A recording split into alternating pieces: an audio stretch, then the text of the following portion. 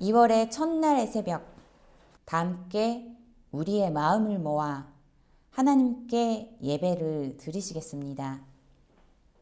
오늘 우리에게 주시는 하나님의 말씀은 마태복음 3장 31절부터 35절까지의 말씀입니다. 제가 번독해 올리겠습니다. 그때에 예수의 어머니와 논생들이 찾아와 바깥에 서서 사람을 들여보내어 예수를 불렀다. 무리가 예수의 주위에 둘러앉아 있다가 그에게 말하였다. 보십시오. 선생님의 어머니와 논생들과 너희들이 바깥에서 선생님을 찾고 있습니다. 예수께서 그들에게 대답하셨다. 누가 내 어머니며 내 형제들이냐? 그리고 주위에 둘러 앉은 사람들을 둘러보시고 말씀하셨다. 보아라, 내 어머니와 내 형제 자매들이다. 누구든지 하나님의 뜻을 행하는 사람이 곧 내 형제여 자매여 어머니다. 안녕하세요. 2월의 첫째 날 새벽 기도 시간입니다. 이번 달 월삭 기도회 주제는 설 명절입니다. 마침 오늘 2월 1일은 설날 당일이네요. 여러분 새해 복 많이 받으세요.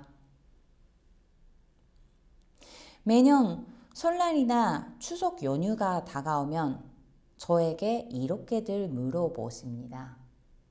명절인데 일본 안 가세요?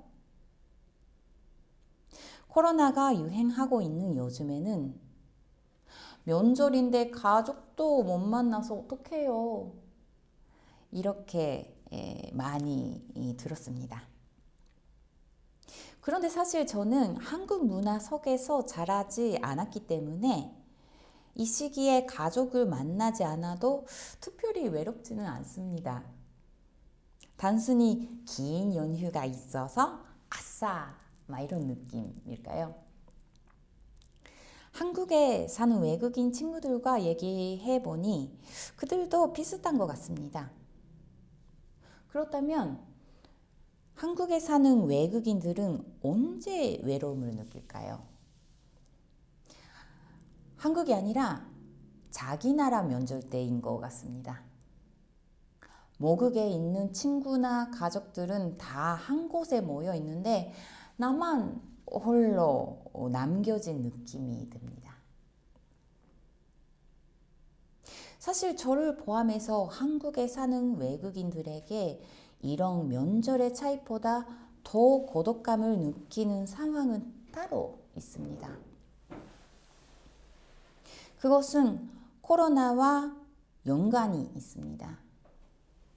얼마 전 한국에 사는 선교 동역자, 소위 선교사로 불리는 이들과 작은 간담회를 가졌습니다. 주제는 코로나 시대에 한국에서 외국인으로 살아오며 힘들었던 일입니다. 다양한 이야기가 나왔는데 공통점은 대부분의 정책이 기본적으로 한국인을 대상으로 하기 때문에 언어적인 장벽과 정보 부족 등으로 많은 부분에서 늘 한 발 뒤처지는 기분이 든다는 점이었습니다. 한국어가 서투르기에 방역 지침이 바뀔 때마다 새로운 정보를 찾아 적용하기가 쉽지 않기 때문에 늘 불안감이 따라다닌다던가 백신을 맞기 위해 혹은 해외에서 접종한 백신을 인정받기 위해서는 보건소와 주민센터를 몇 번씩 왔다 갔다 해야 하는 상황도 있었습니다. 사실 저도 1차, 2차 백신 접종 때 스스로 예약이 되지 않아 한국인 친구에게 대리 신청을 부탁해야만 했습니다. 이 경우는 언어적인 문제라기보다는 본인 인증 시스템 때문이었죠. 이런 일도 있었습니다. 재난지원금 말인데요. 저는 한국에서 일하기 때문에 한국에서 주민세, 소득세, 국민건강보험료까지 내고 있습니다. 그러나 외국인이라는 이유로 한국인들이 재난지원금을 받았을 때 저는 대상에서 제외되었습니다.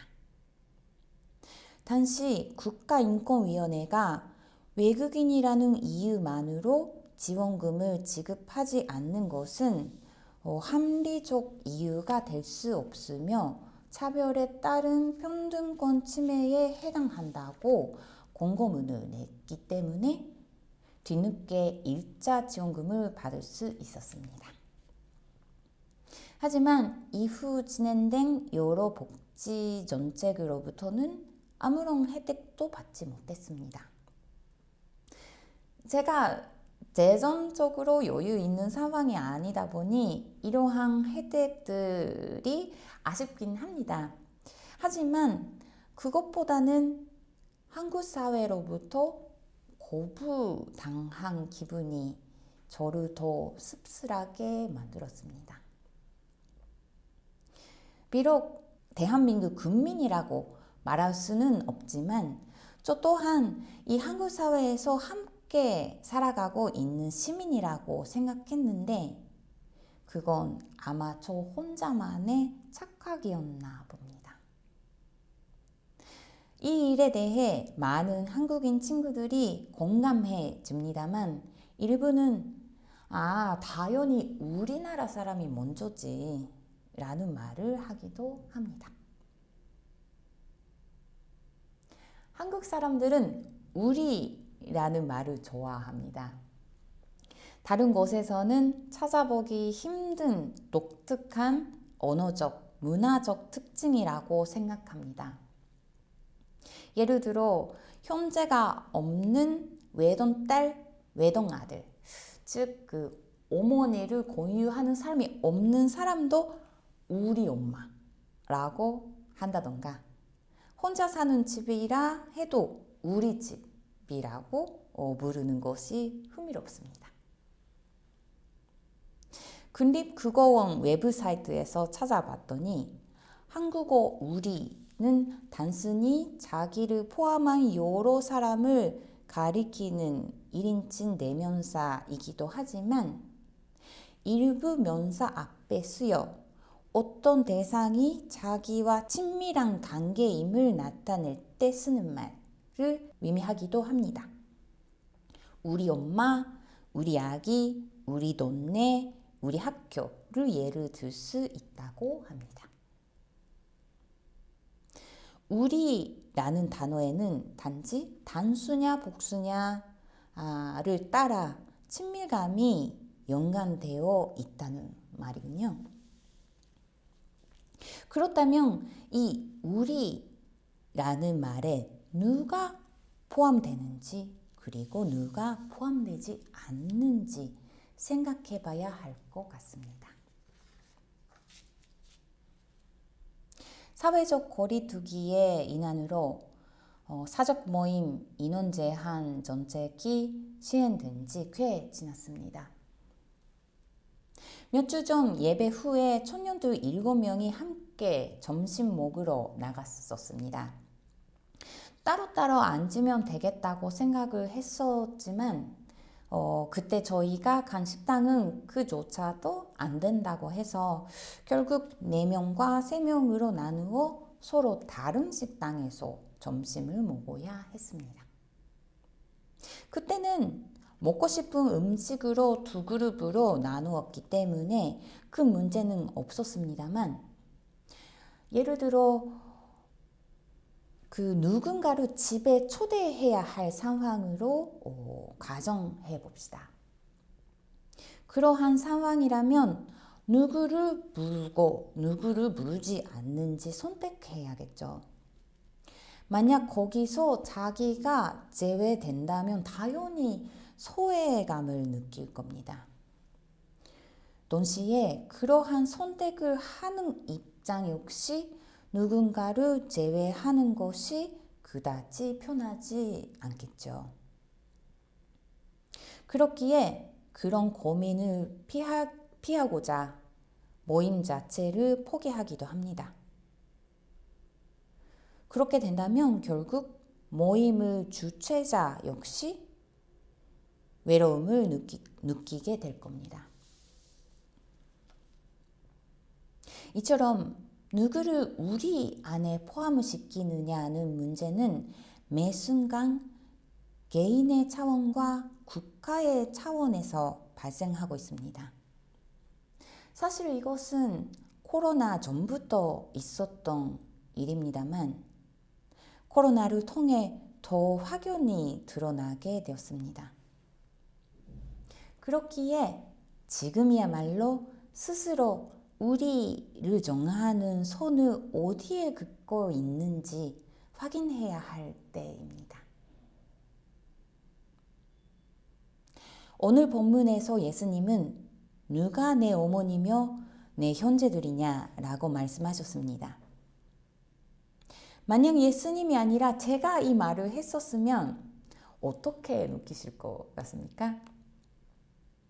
혹여나 여러분들의 자녀가 그런 말을 한다면 아마 화를 내실 분들이 계실지도 모릅니다. 21세기가 된 지 20년이나 지난 한국에서도 그러는데 예수님이 살던 시대의 팔레스타인, 즉 현대 한국보다 더 혈연을 중요시했던 사회에서는 오죽했겠습니다. 예수께서는 우리라는 말에 대한 사람들의 근본적이고 사회통념적인 개념을 비판하고 패러다임을 바꾸셨습니다. 이어서 예수님은 누구든지 하나님의 뜻을 행하는 사람이 곧 내 형제요, 자매요, 어머니다 라고 말씀하셨습니다. 이 말씀은 사람들이 의심 없이 받아들이는 우리, 너무나 당연해서 의식조차 하지 않는 우리, 그런 개념을 흔들며 해방하고 있습니다. 동시에 소외된 사람들을 우리 속으로 받아들입니다. 여러분에게 우리란 누구를 뜻합니까? 우리와 우리가 아닌 사람들의 차이는 뭘까요? 가족과 가족이 아닌 사람 사이, 한국인과 외국인 사이, 기독교인과 이웃 종교인 사이에는 어떤 선이 있을까요? 이는 우리가 누구에게 친밀감을 느끼냐는 질문과도 같습니다. 온 가족이 모이는 명절입니다. 내가 우리의 몸주 안에 누구를 두고 있는지, 누구를 우리의 경계 밖에 두고 있는지 스스로 생각하기에 좋은 기회가 될 수 있을 것 같습니다. 우리라는 말이 더욱 깊은 뜻을 가지는 시간이 되기를 빕니다. 함께 침묵으로 기도합시다.